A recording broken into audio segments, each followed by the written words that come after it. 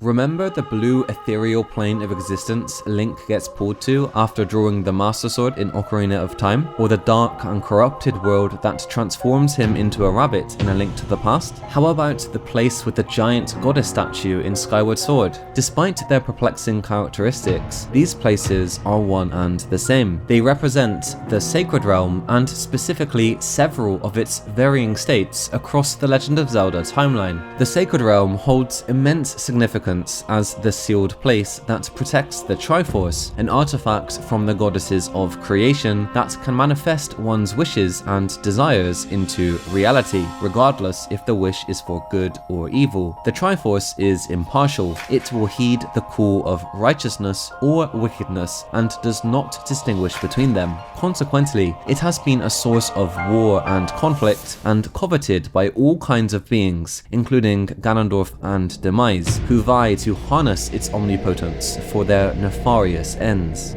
Thus, it has been sealed away in the Sacred Realm to prevent it from falling into dangerous hands. While the Sacred Realm itself has never had its precise geographical location intricately explained, it appears to be tethered to the very heart of Hyrule, the entrance of which has been hidden away to protect it from those who desire the Triforce's power for evil deeds. But why seal the Triforce away? Why not simply eliminate any possibility of evil coming into contact with it and just destroy it? Well, that's precisely what the people of Lorule, a parallel kingdom to Hyrule, decided to do in the game A Link Between Worlds. They eradicated their Triforce, removing it from their world entirely to end all conflict and prevent any further loss of life over its boundless power. However, without its Triforce, Lorule's very existence slowly began to corrode and decay. But what exactly triggers a world's decline following the destruction of its Triforce? Examining the Japanese versions of The Legend of Zelda better illuminates the answer to this enigma and reveals intricate terms with underlying complex meanings that avoid seamless transfer into English. So with that said, let's shift our focus to the Japanese version of the games to analyze several alternative translations of the source language, expose the true nature of the Triforce, understand its connection to Hyrule, and establish a more lucid sequence of events depicting the creation and sealing of the Sacred Realm in The Legend of Zelda.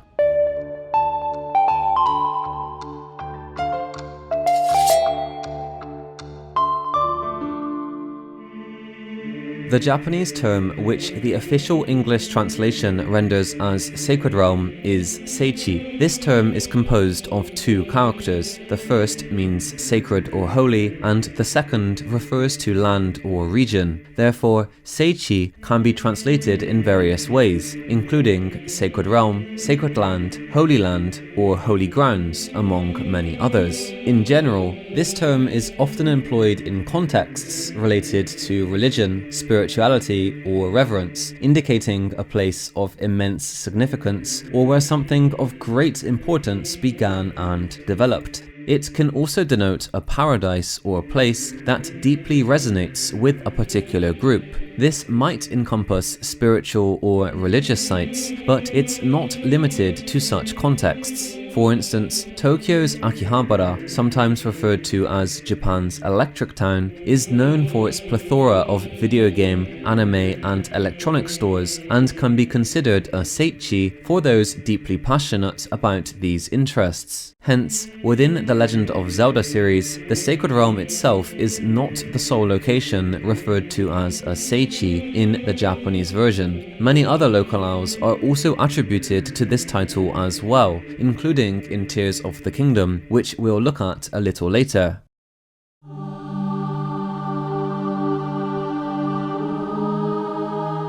With this clarification of the Japanese term in mind, let's delve into the genesis of The Legend of Zelda's universe, the story of the world's creation.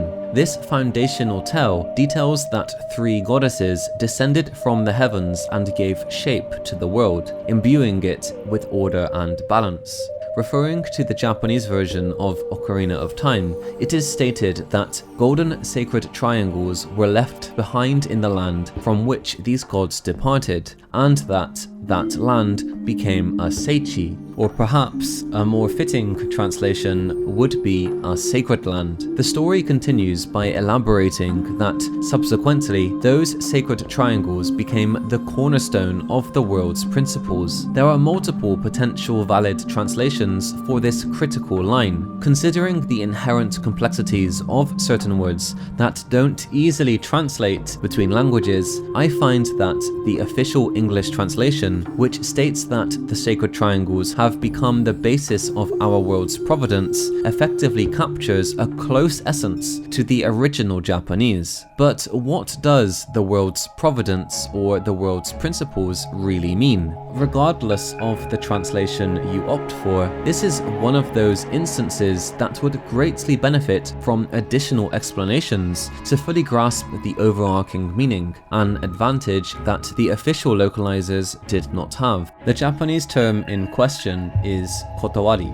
which I have translated as principles in the sentence that describes the Triforce's connection to the world. In this context, the Japanese word kotowari embodies the concept of underlying principles or truths that govern various aspects of existence, including the natural world and the cosmos. It represents the fundamental order or logic inherent in the universe, often associated with principles of nature, the laws of physics, and the overall harmony of existence. In other words, it represents the interconnectedness of all things and the underlying structure that permeates the cosmos. The concept of kotowari in The Legend of Zelda, therefore, strongly implies that the Triforce serves as a manifestation of the underlying principles or structures that govern the very fabric or foundation on which reality is constructed that allows the world and kingdom of Hyrule to exist. Take away the Triforce and you disrupt the very building blocks of existence, similar to what happens to Lorule in A Link Between Worlds. The Triforce embodies the individual strength of the Golden Goddesses, embracing the entirety of power and knowledge requisite for crafting reality, including life and the energy within it, elucidating the reason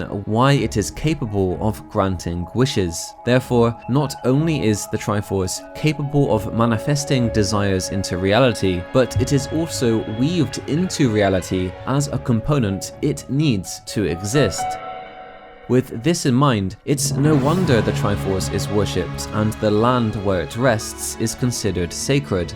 We learn that after the world's creation, the important artifact was entrusted to the protection of Goddess Hylia, as depicted in the prologue of Skyward Sword. For a time, peace reigned, yet this tranquility was shattered when the Demon King Demise and his legion of demons emerged, threatening the surface dwellers and coveting the omnipotent power of the Triforce for themselves. To protect humanity and conceal the Triforce's location, Hylia cleaved a portion of the land from the earth, sending it soaring into the sky. We know from the creation narrative that the land where the Triforce was left behind is a Seichi in Japanese. This implies that Hylia effectively partitioned this sacred realm or sacred land into two distinct realms, one above in the sky and one below on the surface. On a related side note, the Silent Realm that Link explores multiple times in Skyward Sword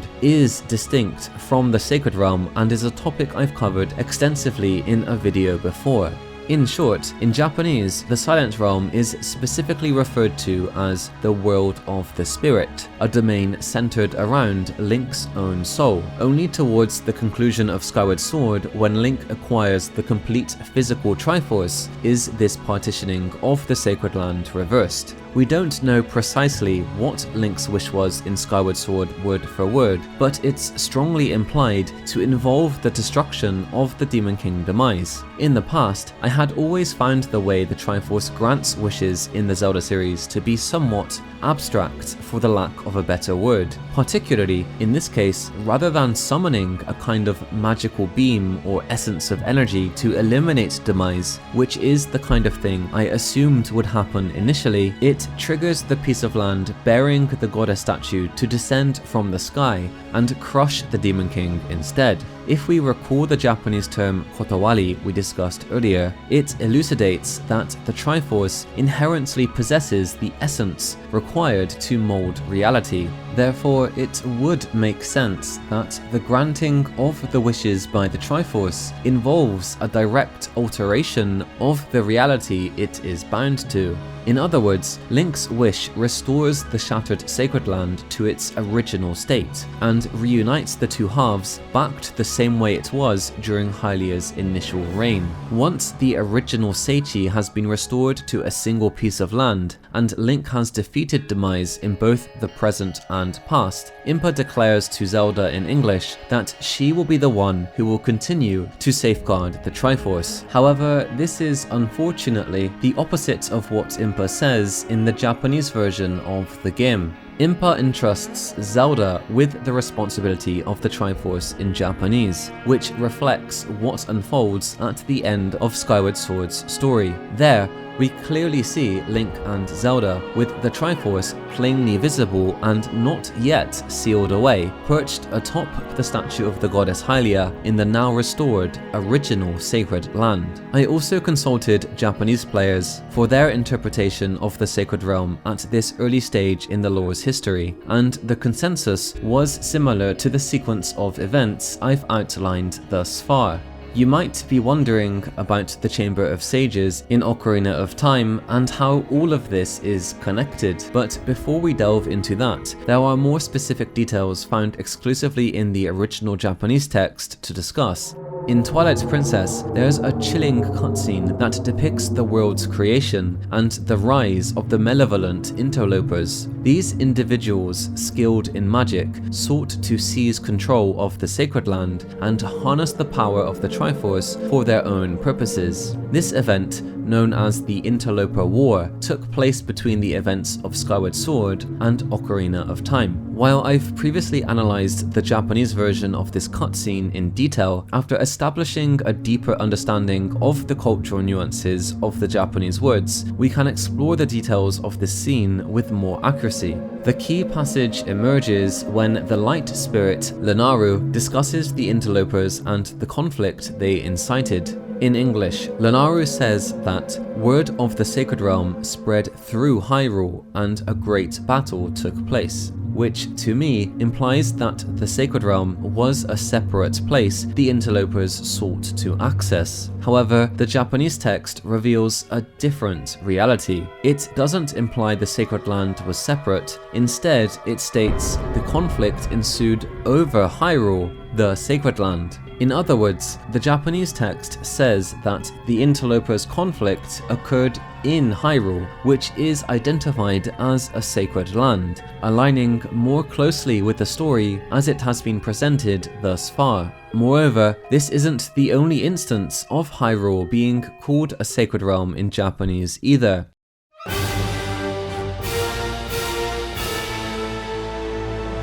An NPC in Castletown also confirms Hyrule's ancient recognition as a sacred land. This implies that the Kingdom of Hyrule originated from, or was established near to, the original sacred land where the gods descended, which is possibly the same place as the sealing grounds in Skyward Sword. The timeline supports this, stating that the original founding of Hyrule and the Interloper War occurred concurrently. We've clarified how the Japanese term Seichi can denote significant beginnings, which could suggest the sacred land from the creation story evolved into the Kingdom of Hyrule.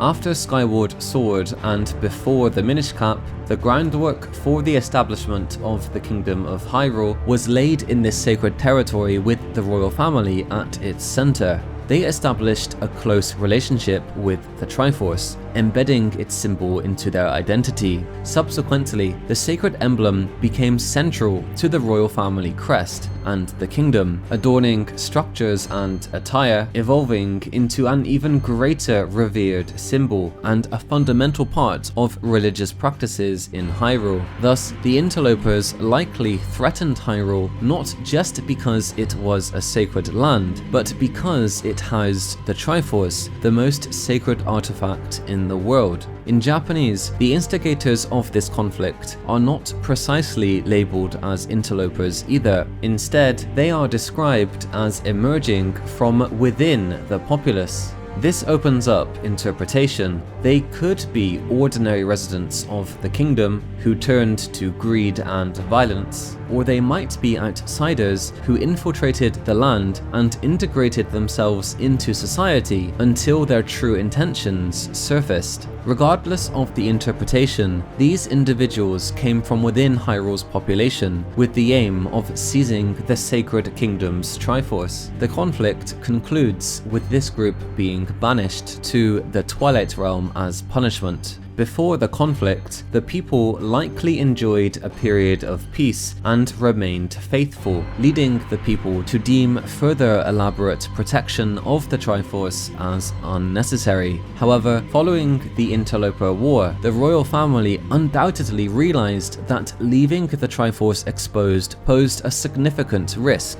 Consequently, it would make sense that they decided to seal it away, leading to the creation of the Sacred Realm. This narrative aligns with the prologue in A Link Between Worlds, which explains that the Triforce's previous containment was once Hyrule itself.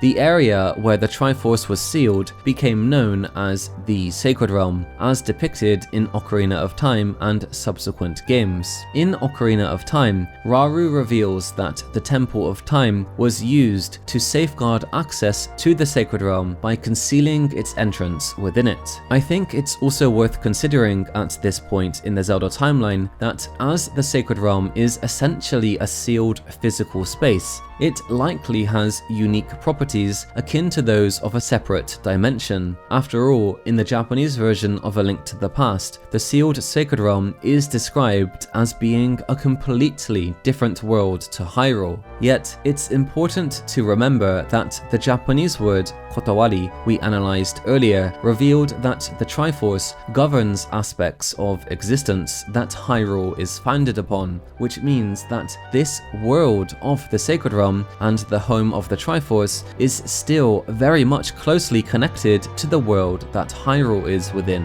However, it's not long after until Ganondorf, the Gerudo King of Thieves, driven by a lust for power and dominance, schemes to locate the entrance to the Sacred Realm and claim the Triforce as his own. Yet, the exact location and means to enter the realm remained a mystery for most in Hyrule. It's only when a young Link arrives at the Temple of Time with the 3 spiritual stones and the Ocarina of Time that the final means of entry is unveiled. As Link draws the Master Sword, the realm, sealed since the Interloper War, is exposed and the gates to the Triforce are laid bare. Link's act inadvertently renders the Sacred Realm vulnerable, which Ganondorf exploits in his attempt to claim the Triforce. Yet, unbeknownst to him, the Triforce requires a strong soul, balanced in courage, power, and wisdom to handle its power. Lacking this balance causes the Triforce to split, with each piece seeking out the one with the strongest corresponding trait. And this is exactly what likely caught Ganondorf by surprise when he attempted to claim the full Triforce from within the Sacred Realm for himself. Subsequently, Link acquires the Triforce of Courage, Zelda obtains the Triforce of Wisdom, and despite causing the split,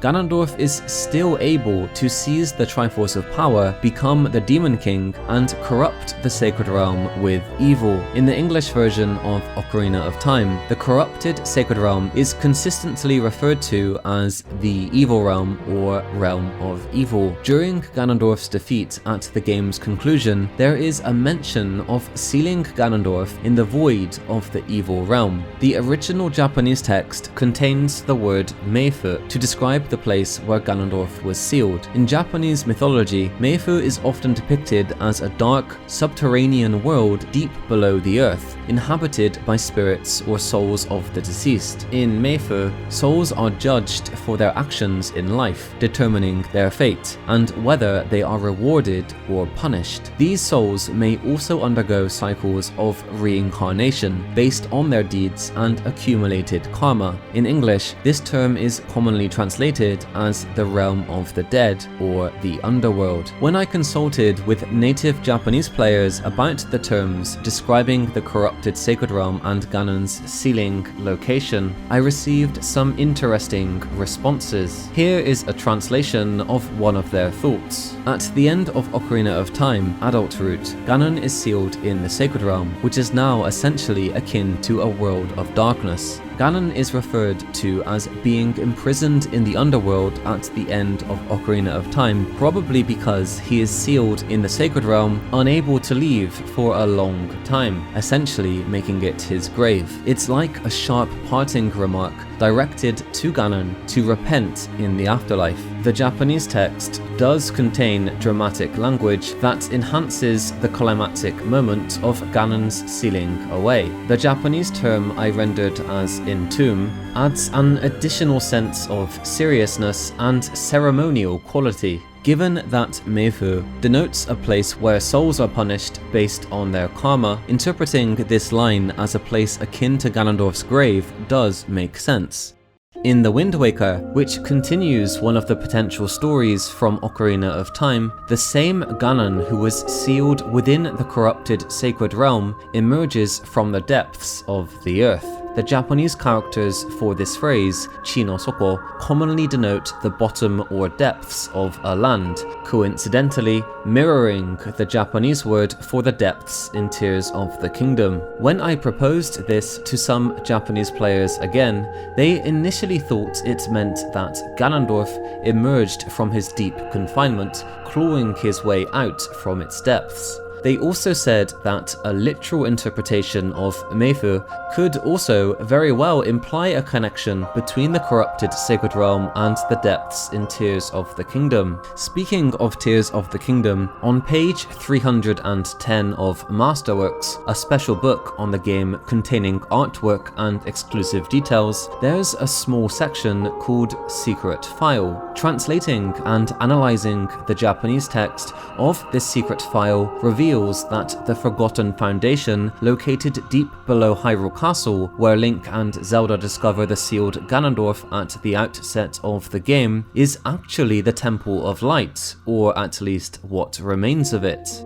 What's particularly intriguing is that the ethereal area Link is transported to in Ocarina of Time after drawing the Master Sword, the Chamber of Sages, is situated within the Temple of Light, the very same name given to the location where Ganondorf is sealed in Tears of the Kingdom, which in Ocarina of Time is within the sealed sacred realm. Not only does this mean that the plaque in the Royal Hidden Passage beneath Hyrule Castle, which states that the castle was built to protect a sacred site, is actually referring to the Temple of Light, but it also unveils more details as to why Ganondorf was even sealed there in the first place. But it also begs the question, what is the connection between the two Temple of Lights? Are they even the same place? And could it suggest that the sacred realm may in fact have a connection to the underworld? Well, the full Masterworks book has not yet been released at the time of making this video, and it is likely to contain many additional details and secrets. Once it is officially available, I will dedicate a series to translating and interpreting its content. The fate of the sacred realm in Tears of the Kingdom remains ambiguous, especially when you consider that it may exist in 3 different states depending on the timeline interpretation.